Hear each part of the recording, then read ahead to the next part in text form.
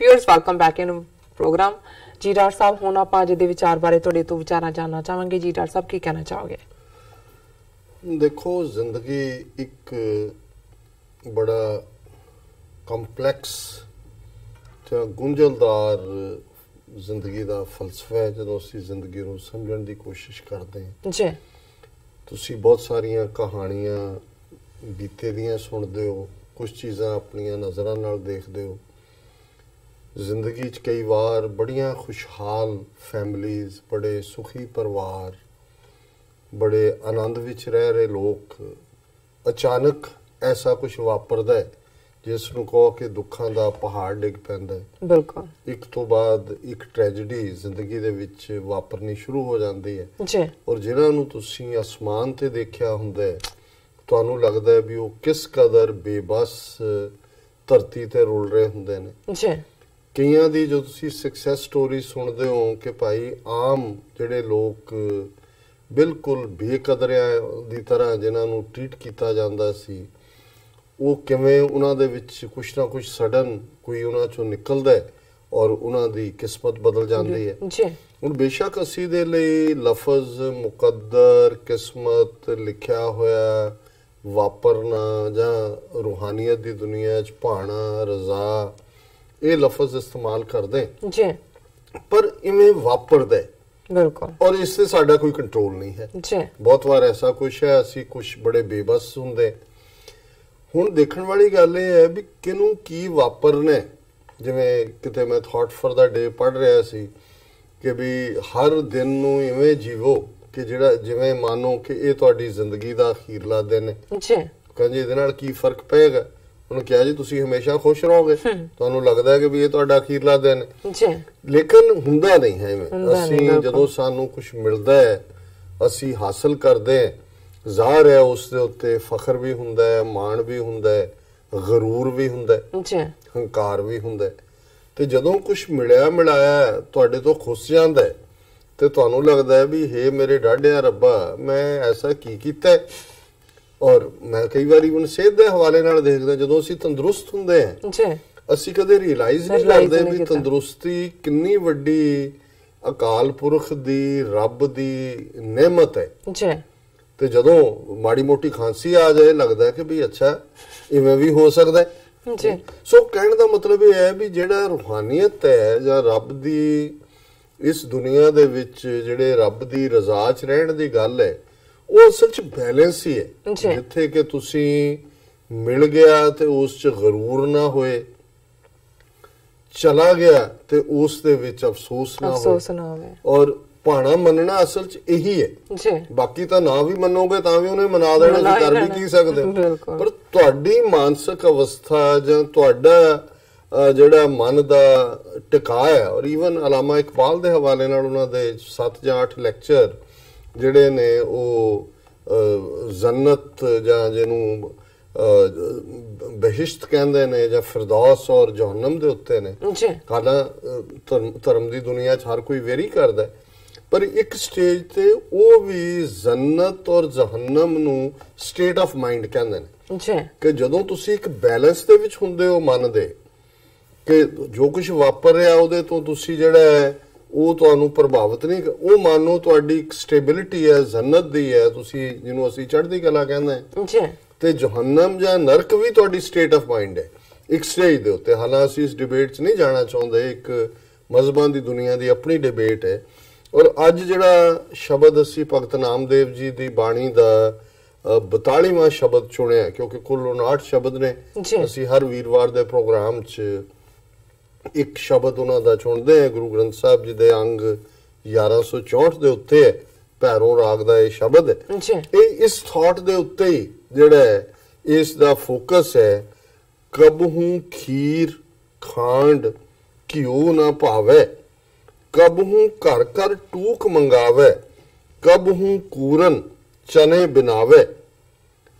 कि वो रब दी देखो खेड क्यों जही है कि ये मनुख कदे उहदे सामने खीर दुध दी बनी हुई दुध चावल मिठा खांड खंड घिओ हुण तीनों ही चीज़ां बड़ियां स्वादी भी ने। घिओ तो बिना जिवें पठोहारी ਜ਼ਬਾਨ 'ਚ ਕਹਿੰਦੇ ਨੇ, ਜੋ ਕਰਸੀ ਘਿਓ ਨਾ ਕਰਸੀ ਮਾਂ ਨਾ ਕਰਸੀ ਪਿਓ। ਨਹੀਂ, ਹੁਣ ਘਿਓ ਤੋਂ ਬਿਨਾਂ ਤੁਸੀਂ ਬਣਾ ਕੇ ਦੇਖ ਲਓ ਸਵਾਦ ਕੋਈ ਸਬਜ਼ੀ, ਖੰਡ ਤੋਂ ਬਿਨਾਂ ਮਿੱਠਾ ਜਿਹਦੇ ਮਰਜ਼ੀ ਮੂੰਹ 'ਚ ਪਾ ਦਿਓ ਮਾੜਾ ਲੱਗਦਾ। ਤੇ ਖੀਰ ਜਿਹਦੇ 'ਚ ਹੁਣ ਭਗਤ ਨਾਮਦੇਵ ਜੀ ਕਹਿੰਦੇ ਨੇ ਇੱਕ ਸਟੇਜ ਹੁੰਦੀ ਹੈ ਵੀ ਸਾਨੂੰ ਈਵਨ ਇਹ ਪਦਾਰਥ ਵੀ ਮਿਲਦੇ ਹੋਣ ਤੇ ਅਸੀਂ ਉਹਨਾਂ ਨੂੰ ਠੁਕਰਾਉਂਦੇ ਹਾਂ। ਕਬਹੂ ਖੀਰ ਖਾਂਡ ਘਿਓ ਨਾ ਭਾਵੇ, ਕਬਹੂ ਘਰ ਘਰ ਟੂਕ ਮੰਗਾਵੇ। ਕਦੇ ਫਿਰ ਸਾਡੀ ਉਹ ਹਾਲਤ ਹੋ ਜਾਂਦੀ ਹੈ ਕਿ ਅਸੀਂ ਦਰ ਦਰ ਦੇ ਉੱਤੇ ਟੁਕੜੇ ਮੰਗਣ ਤੇ ਮਜਬੂਰ ਹੋ ਜਾਂਦੇ। ਇਹੀ ਹੈ ਜਿਹਨੂੰ ਕਿਹਾ ਕਿ ਧਰਤੀ ਤੇ ਅਸਮਾਨ ਚੜਾਵੇ, ਧਰਤੀ ਤੇ ਆਕਾਸ਼ ਚੜਾਵੇ, ਚੜੇ ਆਕਾਸ਼ ਗਿਰਾਵੇ। ਤਾਂ ਫਿਰ ਕਬਹੂ ਘਰ ਘਰ ਟੂਕ ਮੰਗਾਵੇ, ਕਬਹੂ ਕੂਰਨ ਚਨੇ ਬਣਾਵੇ। ਟੁਕੜੇ ਮਜਬੂਰ ਹੁੰਦਾ ਤੇ ਕਈ ਵਾਰੀ ਅਸੀਂ ਕੂੜਾ ਫਰੋਲ ਰਹੇ ਹੁੰਦੇ ਹੈ ਕਿ ਉਹਦੇ ਚੋਂ ਚਨੇ, ਉਸ ਚੋਂ ਅਸੀਂ ਛੋਲੇ ਜਿਹੜੇ ਨੇ ਉਹ ਚੁਣ ਚੁਣ ਕੇ ਖਾਣ ਵਾਲੇ। ਤੁਸੀਂ ਦੇਖੋ ਸਲਮਸ ਦੇ ਵਿੱਚ ਜਾਂ ਦੂਸਰੇ, ਔਰ ਰਹਾਉ ਦੀ ਤੁਕ ਦੇ ਨਾਲ ਹੀ ਹੈ, ਜਿਉ ਰਾਮ ਰਾਖੈ ਤਿਉ ਰਹੀਐ ਰੇ ਭਾਈ, ਹਰ ਕੀ ਮਹਿਮਾ ਕਿਛ ਕਥਨ ਨਾ ਜਾਈ। ਕਿ ਹੇ ਮਨ, ਹੇ ਇਨਸਾਨ, ਜਿਵੇਂ ਰੱਬ ਰੱਖਦਾ ਉਵੇਂ ਰਹਿਣਾ ਸਿੱਖ। ਇਹ ਰੱਬ ਦੀ ਜਿਹੜੀ ਮਹਿਮਾ ਹੈ ਇਹ ਕਹੀ ਨਹੀਂ ਜਾ ਸਕਦੀ। ਇਹ ਜਿਹੜਾ ਜਦੋਂ ਜਿਹੜੇ ਦਰਕਾਰਨ ਵਾਲੇ ਨੇ ਖੰਡ ਨੂੰ, ਘਿਓ ਨੂੰ, ਖੀਰ ਨੂੰ, ਉਹਨਾਂ ਨੂੰ ਰੂੜੀਆਂ ਫਰੋਲਣ ਦੇ ਉੱਤੇ ਮਜਬੂਰ ਕਰ ਦਿੰਦਾ ਔਰ ਟੁਕੜ ਮੰਗਣ ਤੇ ਮਜਬੂਰ ਕਰ ਦਿੰਦਾ। ਕਬਹੂ ਤੁਰੇ ਤੁਰੰਗ ਨਚਾਵੇ, ਕਬਹੂ ਪਾਏ ਪਨਿਹੂ ਨਾ ਪਾਵੇ।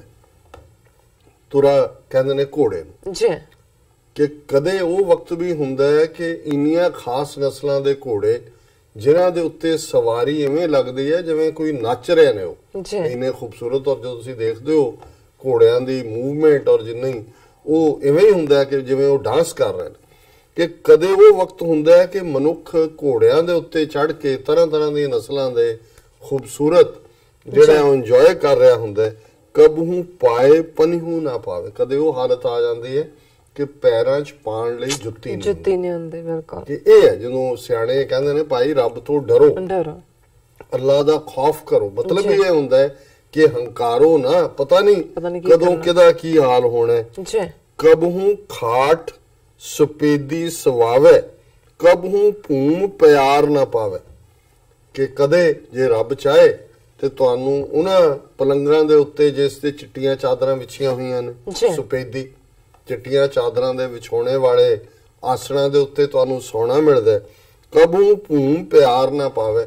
ਕਦੇ ਜ਼ਮੀਨ ਦੇ ਉੱਤੇ ਸੌਣਾ ਪੈਂਦਾ ਤੇ ਉੱਥੇ ਪਰਾਲੀ ਵੀ ਨਹੀਂ ਹੁੰਦੀ। ਪਿਆਰ ਪਰਾਲੀ ਨੂੰ ਕਹਿੰਦੇ ਨੇ ਕਿ ਪਰਾਲੀ ਵੀ ਨਸੀਬ ਨਹੀਂ ਹੁੰਦੀ ਤੇ ਜ਼ਮੀਨ ਦੇ ਉੱਤੇ ਤੁਸੀਂ ਜਿਹੜਾ ਉਹ ਰੁਲ ਰਹੇ ਹੁੰਦੇ ਹੋ। ਭਨੋ ਨਾਮ ਦਿਓ ਇੱਕ ਨਾਮ ਨਿਸਤਾਰੇ, ਜੈ ਗੁਰ ਮਿਲੇ ਤਹ ਪਾਰ ਉਤਾਰੇ। ਨਾਮਦੇਵ ਜੀ ਫਰਮਾਉਂਦੇ ਨੇ ਕਿ ਭਾਈ ਅਲਟੀਮੇਟਲੀ ਇੱਕ ਰੱਬ ਦੇ ਨਾਮ ਦੇ ਨਾਲ ਹੀ ਛੁਟਕਾਰੇ, ਉਸ ਦੇ ਨਾਲ ਹੀ ਤੁਸੀਂ ਪਾਰ ਲੰਘਦੇ ਹੋ। ਜੈ ਗੁਰੂ ਮਿਲੇ ਤਹ ਪਾਰ ਉਤਾਰੇ। ਜਿਹਨੂੰ ਗੁਰੂ ਮਿਲਿਆ ਉਹ ਪਾਰ ਉਤਰ ਗਿਆ। ਔਰ ਇਸ ਸਭ ਦਾ ਲੁਬੇ ਲਬਾਬ ਇਹੀ ਹੈ ਕਿ ਸ਼ੁਕਰਗੁਜ਼ਾਰੀ। ਜੋ ਮਿਲ ਗਿਆ ਉਸ ਦੇ ਲਈ ਸ਼ੁਕਰ ਚ ਰਹੋ, ਜੋ ਨਹੀਂ ਮਿਲਿਆ ਉਸ ਦੇ ਲਈ ਸ਼ਿਕਾਇਤ ਨਾ ਕਰੋ। ਜੇ ਕੁਛ ਮਿਲਿਆ ਉਹ ਲੈ ਜਾਂਦਾ ਫਿਰ ਵੀ ਇਸ ਭਾਵਨਾ ਚ ਰਹੋ कि जिसकी वस्त तिस आज्ञा राखे, प्रभ की आज्ञा माने माथे, उस ते चौगड़ करे निहाल, नानक साहिब सदा दयाल। सो शुक्र दे विच रहना, भाणे विच रहना, रब दी रजा च रहना, यही तुहाडे जीवन दे अंदर एक सहज, एक बैलेंस, एक आनंद, एक चढ़दी कला बना सकदा है। नहीं तां फिर यही है कि जन्नत ते जहन्नम दे विचकार ही ਅਸੀਂ ਘੁੰਮ ਰਹੇ ਹੁੰਦੇ। ਜੀ ਡਾਕਟਰ ਸਾਹਿਬ, ਤੁਹਾਡਾ ਬਹੁਤ ਬਹੁਤ ਸ਼ੁਕਰੀਆ। ਤੁਸੀਂ ਅੱਜ ਦੇ ਅਹਿਮ ਇਸ਼ੂ ਤੇ ਅੱਜ ਦਾ ਵਿਚਾਰ ਤੁਸੀਂ ਸਾਡੇ ਦਰਸ਼ਕਾਂ ਨਾਲ ਸਾਂਝਾ ਕੀਤਾ। ਆਪਣੇ ਵਿਊਅਰਸ ਕੋਲ ਲੈਣੇ ਇਜਾਜ਼ਤ। ਵਿਊਅਰਸ, ਤੁਹਾਡਾ ਬਹੁਤ ਬਹੁਤ ਸ਼ੁਕਰੀਆ। ਤੁਸੀਂ ਆਪਣੀ ਰਾਏ ਤੇ ਸੁਝਾਅ ਸਾਨੂੰ ਭੇਜਦੇ ਨੇ ਤੇ ਭੇਜਦੇ ਰਹਿਣਾ ਸਾਡੇ ਇਸ ਪਤੇ ਤੇ sos@tv84.tv ਤੇ। ਅਸੀਂ ਆਪਣਾ ਪ੍ਰੋਗਰਾਮ ਲੈ ਕੇ ਫਿਰ ਦੁਬਾਰਾ ਤੁਹਾਡੇ ਸਨਮੁਖ ਹੋਵਾਂਗੇ। ਤਦ ਤੱਕ ਲਈ ਮੈਨੂੰ ਤੇ ਪੰਡਾਸਨ ਆਗਿਆ ਦਿਓ। ਦੇਖਦੇ ਰਹੋ TV84। ਬੁਲਾ ਦਿਓ ਫਤਿਹ। ਵਾਹਿਗੁਰੂ ਜੀ ਕਾ ਖਾਲਸਾ, ਵਾਹਿਗੁਰੂ ਜੀ ਕੀ ਫਤਿਹ।